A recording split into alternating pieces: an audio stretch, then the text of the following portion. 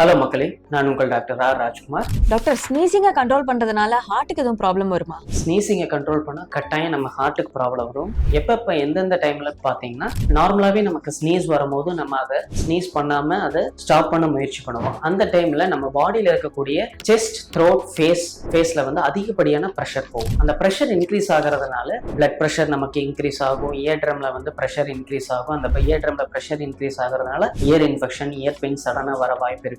Small blood vessels எல்லாமே rupture ஆக அதிகப்படியான வாய்ப்பு இருக்கு. இது மட்டும் இல்லாம ஹார்ட் ப்ராப்ளம் இருக்கிறவங்களுக்கு sudden spike of pressure increase ஆகும் போது மென்மேலும் அவங்களுக்கு ஹார்ட் ப்ராப்ளம் வர அதிகப்படியான வாய்ப்பு இருக்கு. ஸ்னீசிங் வந்து நார்மலான திங். அதை ஸ்னீஸ் பண்ணீங்கன்னா பாடி ரிலீஃப் ஆகும்.